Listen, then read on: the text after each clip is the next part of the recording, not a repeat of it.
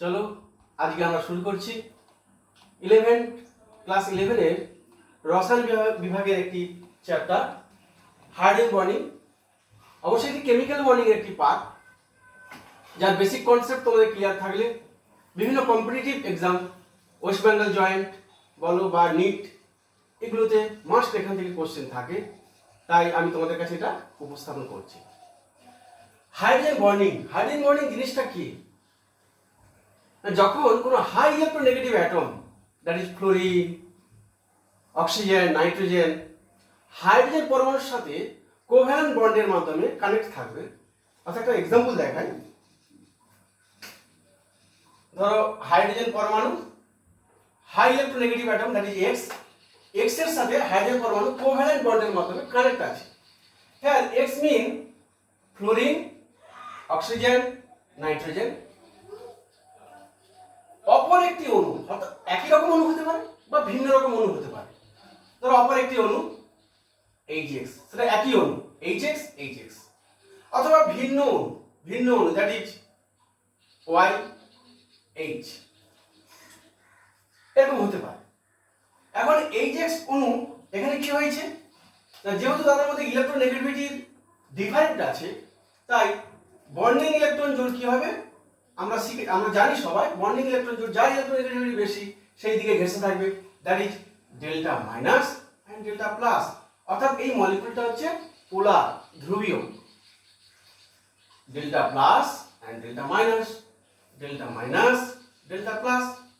এর ফলে এই হাই ইলেকট্রোনেগেটিভ অ্যাটমটা হাইড্রোজেন পরমাণুর সাথে যেহেতু মাইনাস এবং প্লাস, একটি আকর্ষণ বলের মাধ্যমে, দুর্বল আকর্ষণ বলের মাধ্যমে কানেক্ট অবস্থায় থাকবে। তার ফলে তাদের মধ্যে একটা বন্ডিং ফর্মেশন হবে। This bonding is called hydrogen bonding, H bond. এখানেও H বন্ড ফর্মেশন হতে পারে,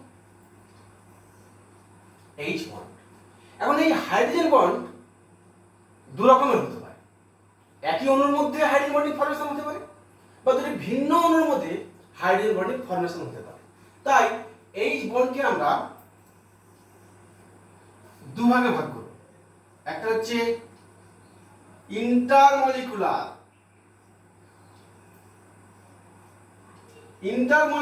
H বন্ড, আর একটা হচ্ছে intramolecular H bond. Intermolecular H bond মানে কি? একই অণু, একই রকম অণু কিন্তু আলাদা আলাদা অণু, তখন তাদের মধ্যে যে হাইড্রোজেন বন্ডিংটা ফর্মেশন হবে সেটা হচ্ছে ইন্টারমলিকুলার H বন্ড। যেমন জলের অণু,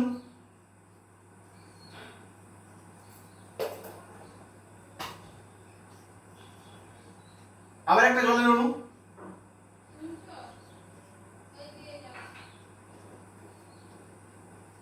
আবার একটা জলের অণু,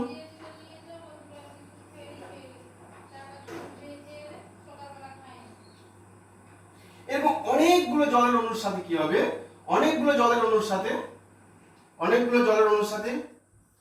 জলের অণুগুলি পরস্পরের সাথে কম্প্যাক্ট অবস্থায় থাকবে। এটা হচ্ছে ইন্টারমলিকুলার হাইড্রোজেন বন্ডিং। তাহলে অনেকগুলো জলের অণু এভাবে হাইড্রোজেন বন্ডিং এর মাধ্যমে কি করে হলো, এটা delta plus, delta minus, delta plus, delta minus. তাহলে মাইনাস প্লাসের সাথে হাইড্রোজেন বন্ডিং এর মাধ্যমে তারা কানেক্ট অবস্থায় আছে, অর্থাৎ একটা হাইড্রোজেন বন্ডিং ফর্মেশন করে তারা কম্প্যাক্ট অবস্থায় আছে। এই জন্য H2 অণুগুলো কাছাকাছি থাকে হাইড্রোজেন বন্ডিং এর মাধ্যমে। আমরা এখান থেকে একটা एग्जांपल দিতে পারি, যেমন একই গ্রুপের, অর্থাৎ গ্রুপ 16 সালফার এবং অক্সিজেন, এরা বোথ গ্রুপ 16 এলিমেন্ট, কিন্তু H2S হচ্ছে গ্যাস, কিন্তু H2 তরল কেন, অর্থাৎ H2 লিকুইড কেন? H2 লিকুইড কারণ এরা হচ্ছে হাইড্রোজেন বন্ডিং ফর্মেশন করে অণুগুলির মধ্যে, এই জন্য এরা হচ্ছে লিকুইড, অণুগুলি কাছাকাছি থাকে। কিন্তু H2S সালফারের ইলেকট্রোনেগেটিভিটি অক্সিজেনের তুলনায় কি হচ্ছে কম, এই জন্য এরা হাইড্রোজেন বন্ডিং করতে পারে না, একক অণু হিসাবে থাকে, তাই কিন্তু H2S সাধারণ উষ্ণতায় গ্যাস। এটা হচ্ছে ইন্টারমলিকুলার হাইড্রোজেন বন্ডিং। এরকম আরো দেখাতে পারি আমরা HF,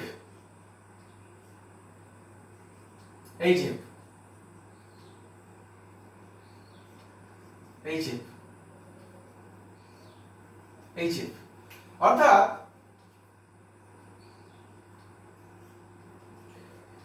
delta plus delta minus, delta plus delta minus, delta plus delta minus. তাহলে এদের মধ্যে কি হবে হাইড্রোজেন বন্ডিং ফর্মেশন হবে, this this this this this this this, এরকম অনেক অণু HF অণু পরস্পরের সাথে কি হবে সংগৃহীত অবস্থা থাকবে, দ্যাট ইজ জিগজ্যাগ অবস্থায় আছে। এটা হচ্ছে তোমার ইন্টারমলিকুলার হাইড্রোজেন বন্ডিং। এখন হচ্ছে ইন্টারমলিকুলার হাইড্রোজেন বন্ডিংটা কি না, ইন্টারমলিকুলার হাইড্রোজেন বন্ডিংটা আমরা চট করে এখানে দেখিয়ে দিব। অর্থো হাইড্রোক্সি অর্থোনাইট্রোফেনল, এটা দিয়ে দেখা অর্থোনাইট্রোফেনল OH N, এটা হচ্ছে অর্থোনাইট্রোফেনলের ফর্মুলা। বেনজিন রিং এর সাথে OH গ্রুপ থাকলে ফেনল, তার অর্থ পজিশন যদি নাইট্রো গ্রুপ থাকে তখন তাকে আমরা বলি অর্থোনাইট্রোফেনল। এই অর্থোনাইট্রোফেনলের ক্ষেত্রে দেখবে তাহলে হাইড্রোজেন তীব্র ঋণাত্মক মৌলের সাথে যুক্ত আছে। এই হাইড্রোজেনটা অক্সিজেন তীব্র ঋণাত্মক মৌল, এটা কিন্তু মাইনাস অবস্থায় আছে। তাহলে এখানে কি হবে না, হাইড্রোজেন পরমাণুটা অক্সিজেনের সাথে H বন্ডিং ফর্মেশন করবে। এটা একই অণুর মধ্যে হাইড্রোজেন বন্ডিংটা ফর্মেশন হলো, এখানে এক্সট্রা আলাদা কোনো অণুর প্রয়োজন হলো না। তাই এই বন্ডিংটাকে বলবো, এই হাইড্রোজেন বন্ডিংকে বলবো আমরা intramolecular hydrogen bond, intramolecular hydrogen bond. তাহলে আমরা এখান থেকে কি শিখলাম, যদি একই অণুর মধ্যে হাইড্রোজেন বন্ডিংটা ফর্মেশন হয় তখন সেটা হচ্ছে ইন্ট্রামলিকুলার হাইড্রোজেন বন্ডিং। আর যদি একই অণু কিন্তু দুটি ভিন্ন ভিন্ন অণুর সাথে, যদি ভিন্ন ভিন্ন অণুর সাথে একই রকম অথবা আলাদা আলাদা হতে পারে, তখন তাদের মধ্যে যে হাইড্রোজেন বন্ডিংটা ফর্মেশন হবে তখন তাকে বলবো আমরা ইন্টারমলিকুলার হাইড্রোজেন বন্ডিং। এবার এর অ্যাপ্লিকেশনটা কি, অ্যাপ্লিকেশনটাই তো আমাদের গুরুত্ব, তাই তো?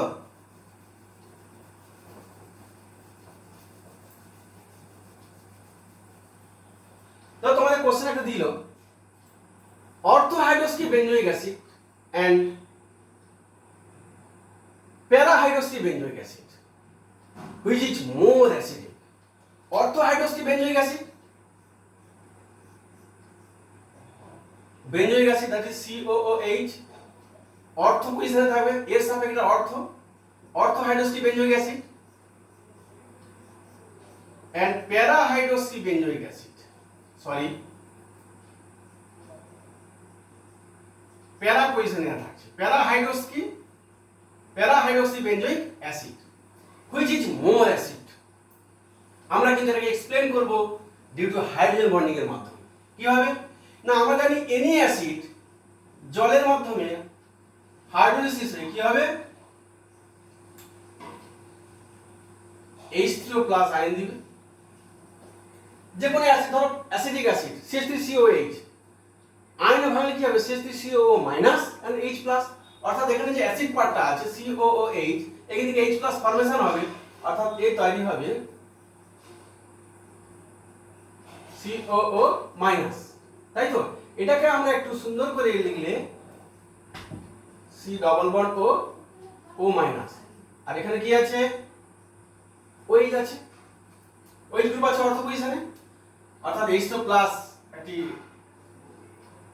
হাইড্রোক্সোনিয়াম আয়ন তৈরি হয়েছে, H2+ আয়ন। আর H2+ আয়ন দিলেই আমরা কি বলবো না, সেটা অ্যাসিড, অর্থাৎ অ্যাসিডের মতো আচরণ করছে। তেমনি প্যারাহাইড্রোক্সি বেঞ্জোইক অ্যাসিডও সেও কিন্তু H2+ প্লাস একটি কনজুগেট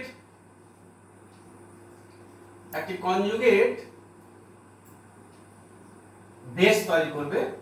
প্যারাহাইড্রোক্সি বেঞ্জোইক অ্যাসিডও কিন্তু একটা কনজুগেট বেস তৈরি করেছে, অর্থোহাইড্রোক্সি বেঞ্জোইক অ্যাসিডও কিন্তু একটা কনজুগেট বেস তৈরি করেছে, কনজুগেট বেস, আমরা সংক্ষেপে সিবি বললাম, কনজুগেট বেস। এখন প্রশ্ন হচ্ছে কার কনজুগেট বেসটা, অর্থাৎ অনুবন্ধী ক্ষারক কোন কনজুগেট বেসটা স্টেবিল সেটা আমাদের দেখতে হবে। তবে এই কনজুগেট বেসটা stable due to hydrogen bonding. কেন না, অর্থ পজিশনে যখন কাছে আছে, হাইড্রোজেনের সাথে O-, অর্থাৎ delta plus delta minus and high electronegativity অ্যাটমের সাথে অক্সিজেনের সাথে দেখো হাইড্রোজেন বন্ডিং ফর্মেশন করতে পারছে, ফলে এই মলিকিউলটা হচ্ছে স্টেবিল। এই মলিকিউল যদি স্টেবিল হয় তাহলে অর্থোহাইড্রোক্সি বেঞ্জোইক অ্যাসিড জলের সাথে রিঅ্যাক্ট করে কি করছে, একটা স্টেবল কম্পাউন্ড কনজুগেট বেস তৈরি করছে। যেহেতু এটা স্টেবল, তাই আমরা যদি ফরওয়ার্ড এবং ব্যাকওয়ার্ড ডিরেকশন বলি, ফরওয়ার্ড ডিরেকশন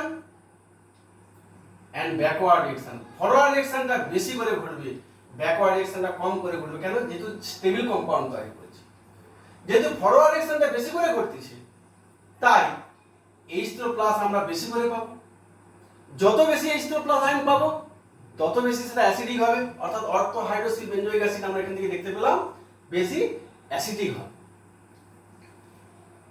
প্যারা হাইড্রোক্সি বেঞ্জোইক অ্যাসিডটা কি হয়েছে না, প্যারা hydroxy benzoic acid conjugate base তৈরি করেছে, কিন্তু এখানে সি ডাবল বন্ড ও মাইনাস এবং ওই তার মধ্যে ডিসটেন্স গ্যাপ অনেক বেশি, can not create hydrogen bonding, hydrogen bonding formation করতে পারবে না।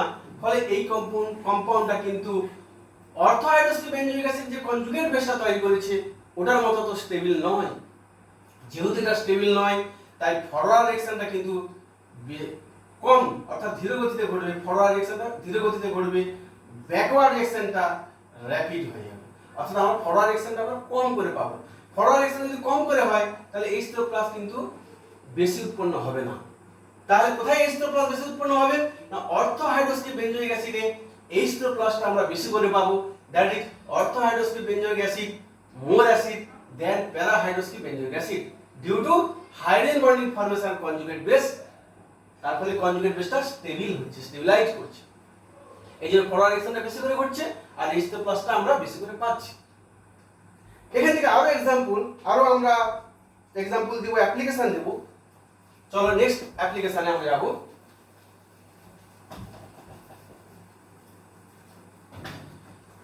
বরফ, আমরা জানি বরফ গললে মেল্ট হলে তার আয়তনটা সংকুচিত হয়। কেন? আমরা জানি বরফের একটি জলের অণু,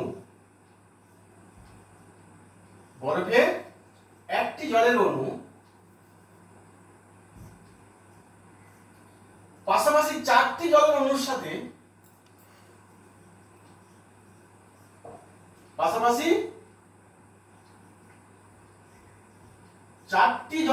সাথে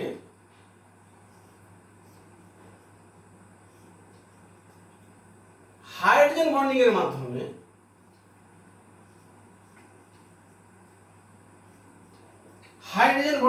তারা কানেক্ট অবস্থায় থাকে। কিভাবে হাইড্রোজেন বন্ডিং এর মাধ্যমে? একটা জলের অণু, দুটো, তিনটে, চারটে, 1 2 3 4, একটা জলের অণু পাশাপাশি চারটে জলের অণুর সাথে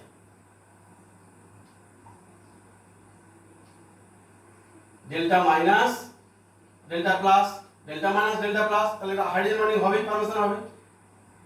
এখানে হাইড্রোজেন বন্ডিং ফরমেশন হচ্ছে,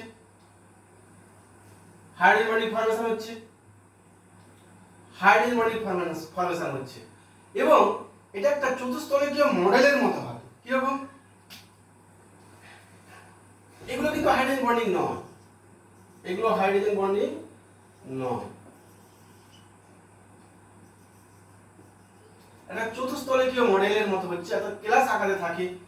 একটি জলের অণু, জয়েন্টের জন্য খুব ইম্পর্টেন্ট কোশ্চেন, নেটের জন্য খুব ইম্পর্টেন্ট কোশ্চেন পড়ে, একটি জলের অণু কতগুলি হাইড্রোজেন বন্ডিং করতে পারে? দেখো, একটি জলের অণু 1 2 3 4, চারটি হাইড্রোজেন বন্ডিং করতে পারে। এবার একটা ক্লাস আকার ফরমেশন হয়েছে।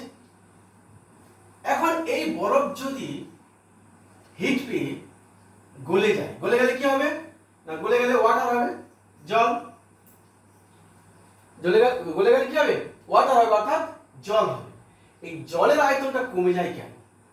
যখন তারা বরফ অবস্থায় থাকে, পাশাপাশি একটা জলের অণু চারটা জলের অণুর সাথে কানেক্ট হয়ে থাকে এবং তাদের মধ্যে একটা ইন্টারমলিকুলার একটা গ্যাপ থাকে, আন্তঃআণবিক একটা শূন্যস্থান থাকে। এই গ্যাপ থাকার জন্য ভলিউমটা বেশি থাকে।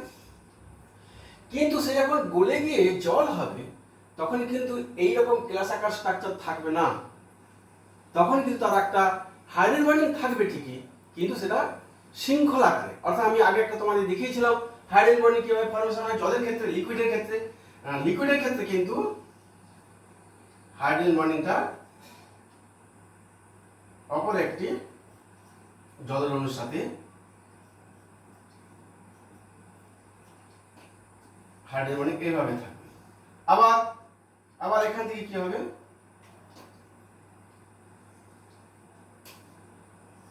অক্সিজেন, হাইড্রোজেন, হাইড্রোজেন, এরকম চেন চলতে থাকবে, চেন অর্থাৎ ক্লাস আকার স্ট্রাকচার থাকবে না, চেনের মতো থাকবে, শৃঙ্খলার মতো থাকবে। তাই অণুগুলির মধ্যে কিন্তু গ্যাপটা অনেক কমে যাবে। এই অণুগুলির মধ্যে গ্যাপ কমে যাওয়া মানে তার ভলিউম কমে যাবে। আশা করি তোমাদের এই ভিডিওটা কাজে দেবে হাইড্রোজেন বন্ডিং। সবাই আশা করি বুঝতে পেরেছো। এরপর কিন্তু আমি আবার ইউটিউবে সেকেন্ড কোন একটা চ্যাপ্টার ডাউনলোড করব, তোমরা কিন্তু লক্ষ্য রাখবে। Thank you.